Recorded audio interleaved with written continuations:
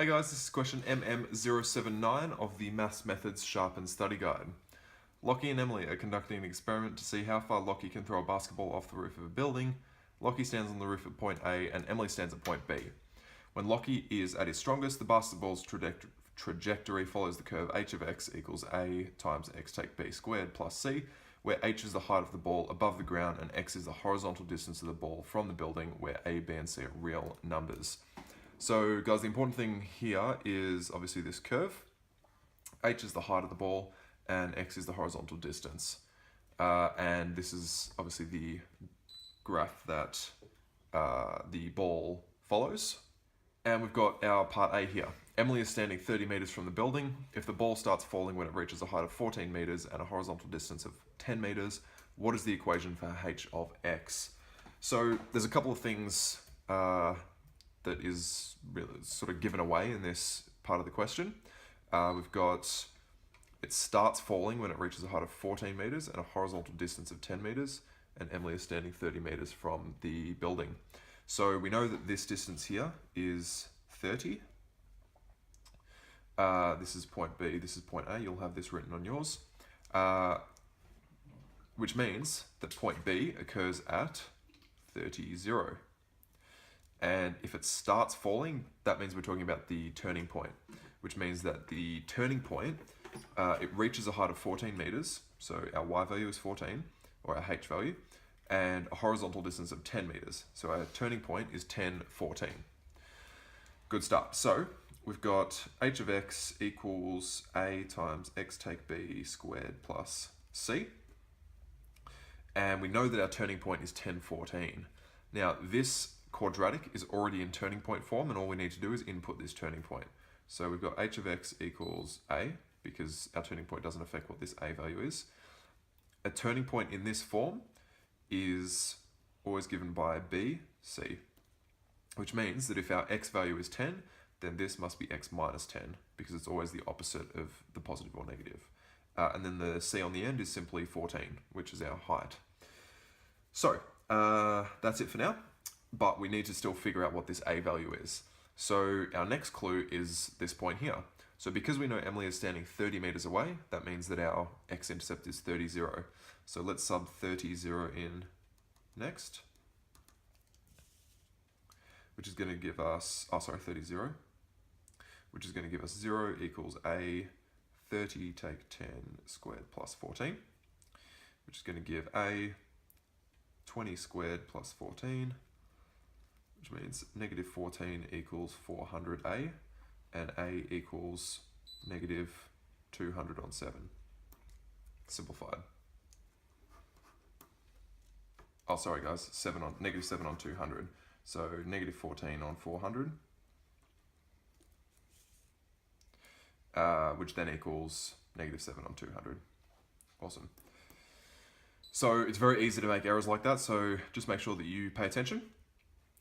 So our a value is negative 7 on 200, which means that our equation is given by h of x equals negative 7 on 200 by x take 10 squared plus 14. Awesome. Is this what our question is asking for?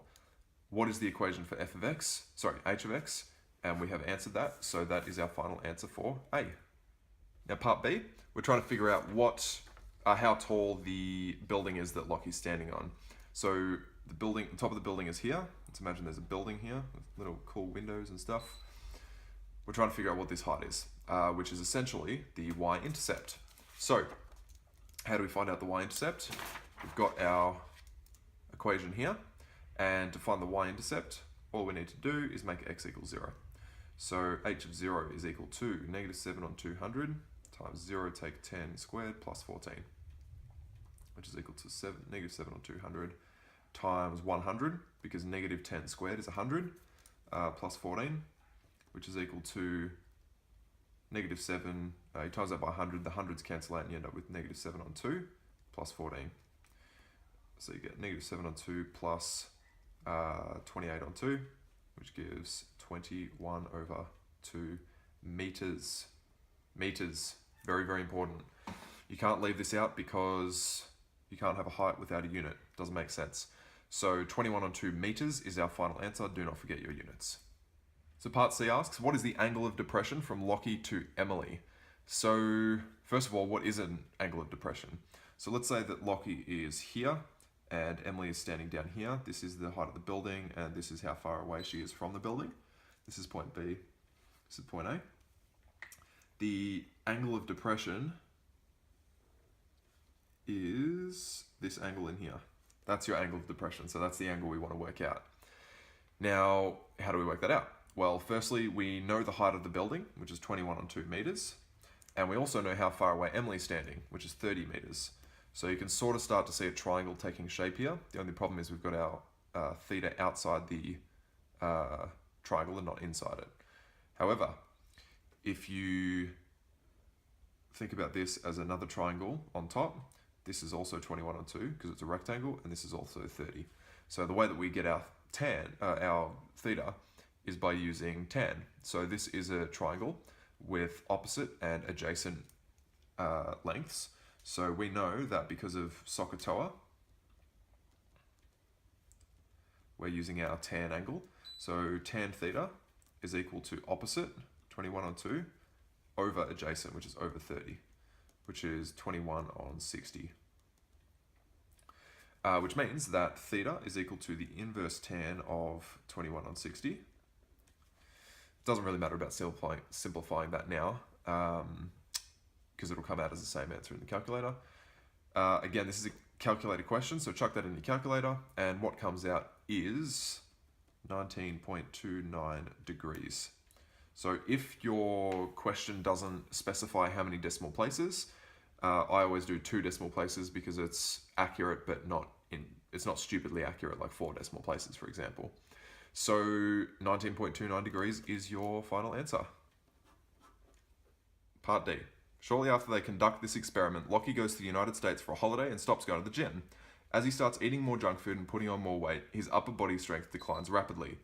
Lockie eventually comes back to Australia and they decide to conduct the experiment again to test if his holiday has had an effect on his ability to throw a basketball. Lockie stands on the same building and throws the ball as far as he can. They discovered that his strength has diminished such that the ball now follows the curve g of x, where f of x is applied the following transformations to give g of x. A dilation by a factor of 2 on 3 in the y-axis, a dilation by a factor of 1/2 in the x-axis, and a translation by 21 on 4 in the positive y direction. Find the new equation for g of x. So, we've got dilation by a factor of 2 on 3, by a factor of 1/2, and translation by a factor of 21 on 4. Cool, so what we want to do here is, there's a couple of different ways to do this, but personally I prefer creating a transformation matrix. And the reason why is because it leaves a lot less room for error. So what you want to do is create your transformation matrix. If you haven't done something like this before, you will. And I'll try and explain it as best as I can here.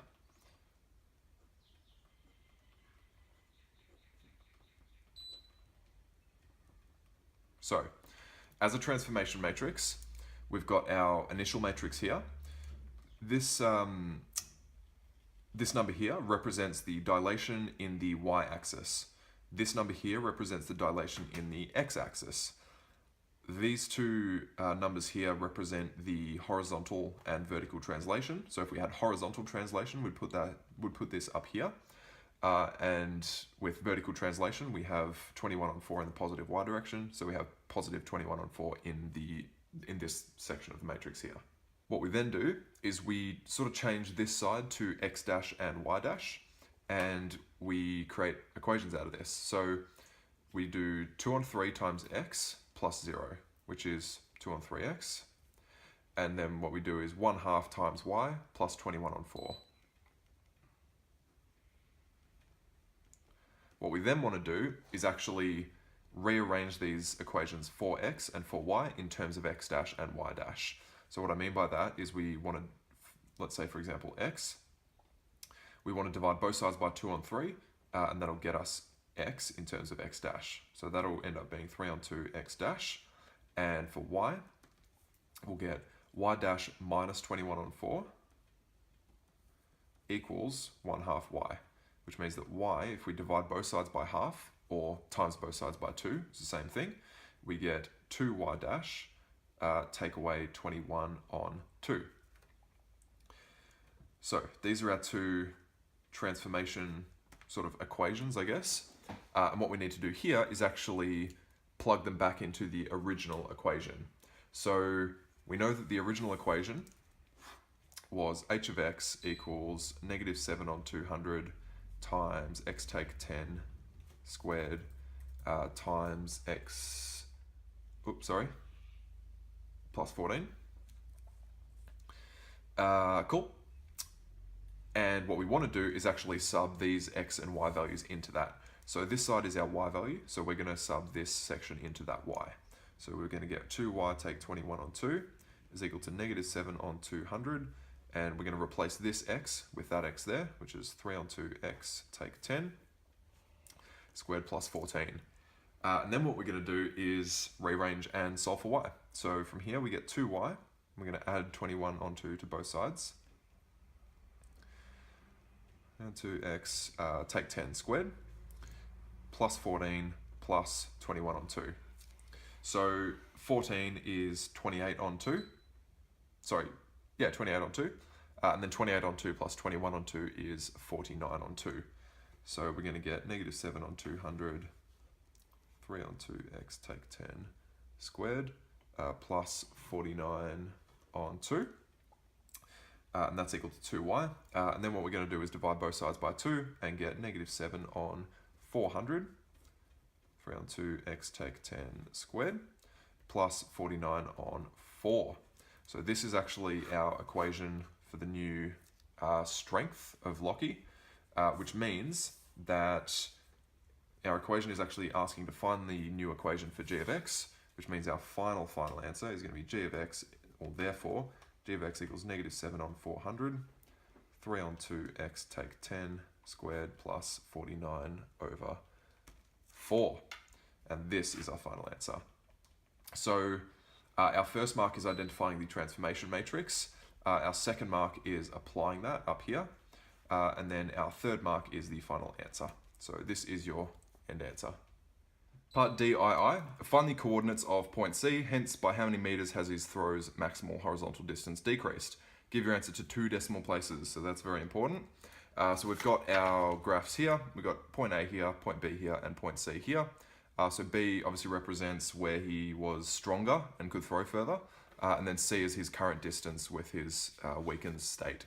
So where does C lie? C lies on the x-axis, which means it is an x-intercept, which is exactly what we're going to try and find to make sure that we get point C. So let's start by rewriting the equation. So we've got g of x equals -7 on 400, so it's 3 on 2x take 10 squared plus 49 on 4. And we know that an x-intercept occurs whenever y equals 0, which means that 0 equals -7 on 400 times 3 on 2x take 10 squared plus 49 on 4. So from here we're going to take 49 on 4 from both sides. End up with this.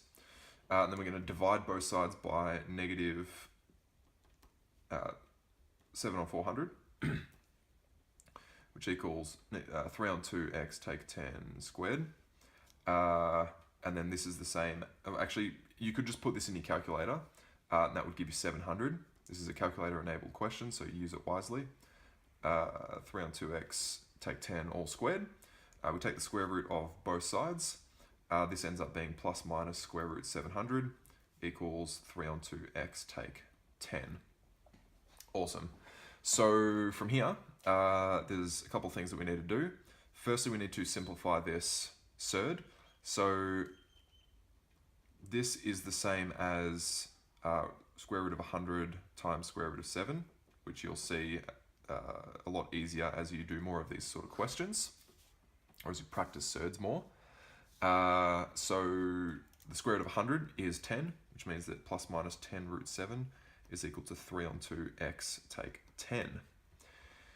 So that means that we have 3 on 2x equals 10 plus minus 10 root 7, And if we divide both sides by 3 on 2, that's the same as timesing by 2 on 3, which means we get 2 on 3 outside of 10 plus 10 root 7. And x equals 2 on 3, 10 minus 10 root 7. My hand is not cooperating right now. And we can take out the common factor of 10 there, so you end up getting x equals 20 on 3, 1 plus root 7, and x equals 20 on 3, 1 minus root 7. Now, since x has to be greater than 0, because the point C is after the y-intercept, like after the y-axis, our answer is the first one. So x equals 20 on 3, 1 plus root 7. And what is the question actually asking? Hence, by how many meters has his throw's maximal horizontal distance decreased? So it's not only how far did he throw it, but how far has it decreased? Like how much has it decreased? Which means we're actually doing B minus C. So we need to work that out now. Using our CAS calculator, we can see that x equals 20 on 3, 1 plus root 7 is equal to 24.31. So this is your first mark right here. And then we know, because of the question, that Emily was standing 30 meters away from the building in the first experiment, which means that to find the distance between here and here, we merely do 30, take away the distance to C, which was 24.39. So distance equals 30 minus 24.31, which equals 5.69 meters, and that is your second mark. Make sure you do it to 2 decimal places, and make sure you think about the actual question and what it's asking. It's not asking how far he throws it, it's asking by how much has his maximal throw decreased. And give your answer to 2 decimal places. So 5.69 meters is your final answer. Part D, III. At what height does the ball start falling in the second experiment? So our second experiment has the equation g of x equals negative 7 on 400, 3 on 2x, take 10 squared plus 49 on 4. And we're being asked, at what height does it start falling in the second experiment? When it starts falling is at the turning point. And because this is in turning point form, this is a very simple question. And our turning point is equal to 10, 49 on 4. And it asks at what height. 49 on 4 is our y value, or our height, which means that it starts decreasing at a height of 49 on 4 meters. And it's a 1 mark question, so that's your mark.